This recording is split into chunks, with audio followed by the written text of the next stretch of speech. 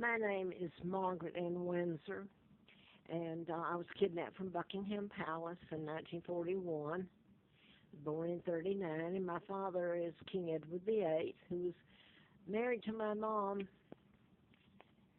Claudia Ruth O'Keefe from America. Artist George O'Keefe's my aunt. So my father never wed Wallace Simpson, a double dead, an imposter. And this whole charade about taking him out, 99-year seal, was perpetrated by his own brother, George, who became the illegal George VI, thus Elizabeth, thus Charles, and William. Now then, I was born in 39, Queen Victoria II, and I'm the legal heir. And all they've done is try to kill me. Now then, I'm in the Quality Inn Airport. I've been here since January the 12th of last year. And recently there's been a change.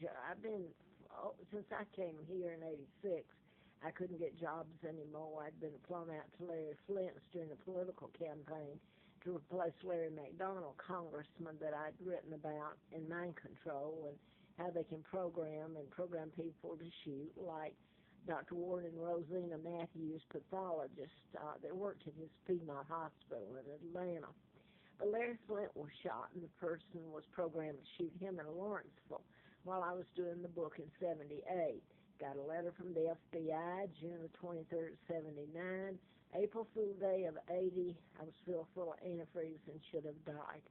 Illegally transported across the state line to Alabama, where a few months later I was able to work for the district attorney, Fred Simpson, there. It was a bad deal. At least I could type, but they'd burned my brain. I should have died. But anyway, I wanted to fast forward to this. I found out my real name and about my kidnapping in late 83 and early 84. And I want to put this in. Anastasia, looks like they're going to do the same thing to me they did to Anna. She really was Tsar Nicholas's daughter. She was in Charlottesville, and she was married to Menahan, a professor there at the University of Virginia. And Blue Ridge Mental Health actually killed her, May the 4th of 84.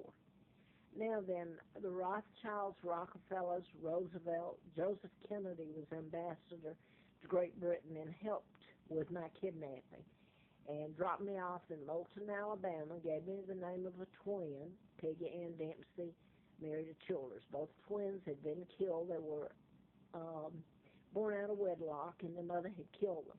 And the Dempsey clan, I guess you would say, had vowed not to tell about me, because to tell about the death of the real Peggy and Carl would mean that Lana would face a death penalty. So they never told me. I found out in late 83, excuse me, and I'd had antifreeze, and that's just ongoing. The letter from the U.S. Attorney William Harper, sent by the FBI, just said ongoing investigation, national security involved. Well, fast forward a few days, 34 years ago, a few days will be how many years? 34, just since they put the antifreeze in me. So look at me now. See, it's been ongoing. I'm allergic to chemicals. It's not funny. It might sound like, you can't see mind control, which I wrote about.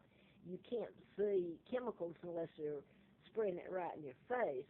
So if you've got the law enforcement controlling wherever I go, whether it's a 10 on the Appalachian Trail, and they come up there and soak it in the middle of the night and just about kill me or put fuel on it, or where I live, where they get to the maintenance.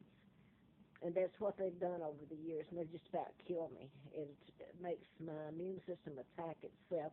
My liver and kidneys and everything are just about shot. Well, where I'm at now, it was bought out by the Patels, and I believe Shaw, S-H-A-H, they're related, and they've both done stuff to me in the past, really. And I can name all these. That's the problem, They said to me when they were coming in after I'd paid a month's rent, and they came in, and the way you run me is with chemicals, because I'm deathly when you're force feeding them to me, really. And the Patel said, well, they're from India, and the Shahs. And they said to me, he said, we're Americans now. We have to do what they tell us to do. Well, I'm just going to fast forward. That's been done ever since then, everywhere I've gone. And it's shocking how people will become involved to hurt me. I've never hurt anybody. I was kidnapped, brought over here, and suffered beyond belief, me and my two sons and my family. And part of the Windsors were in on my kidnapping. It's my German relatives and my other relatives that tried to save me, and so did Georgia and the O'Keefes. And I understand when I look back at what's happened to them, it's been really rough.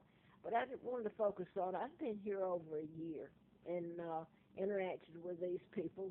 They do have a breakfast.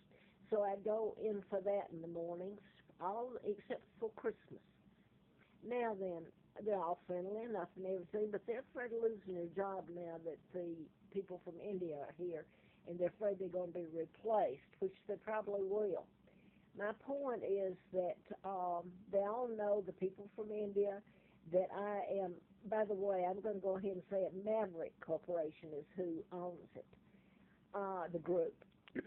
Now then, the last 2 weeks, I mean, I've had it rough anyway. Last 2 weeks, though, they come in, and you'd have to see this, it's a courtyard, so they got 3 distinct buildings on the inside, and then they got rooms on the outside going all the way around like a triangle or a courtyard. Okay, they chose, if it was the first time, you'd say it was a coincidence. It's not. They came in and they started tearing right behind my room where the fumes and everything were coming in and killing me. I didn't know it. I could hear people talking, but I didn't know they were remodeling and just pulling out everything. So I started so sick I couldn't stand it.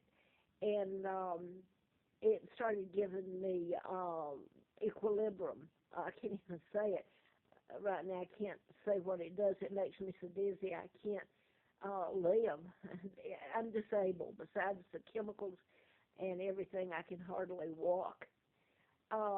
So they moved me to another room. When I say moved me, I was the one that pulled my stuff. There was a couple of times they helped a little. I got in there, and lo and behold, they came and told me that if I didn't take a certain room, which is this one, here at the hotel, that I could leave yesterday morning. Well, I wasn't in much shape to leave or go anywhere. I had nowhere to go either, and I'm kept just about penniless. So yesterday morning I got up the best I could, and I did get one maintenance guy to help pull one load around here. And I've lost most of it now, when I put that together. But I get here, and I didn't know it with their staves. I put it on yesterday's tape. There's actually was 3 staves sticking out of the bed where you trip on it. It was covered by the bedspread, so you didn't see it. But it was deliberately left out, 3 of them, and it took a good bit of my leg, bleeding. And I call over there, and they're so unconcerned. Everybody is really, it's weird. It's like in the past I've told about what's happened to me. And telling people like the FBI agent said, you bore them. This is way back in 82. He said it's only when they see how it affects them that they care.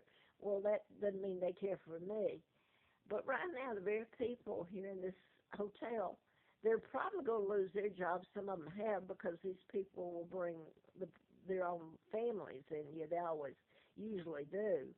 And so they're going to lose their job. But, the whole attitude changed.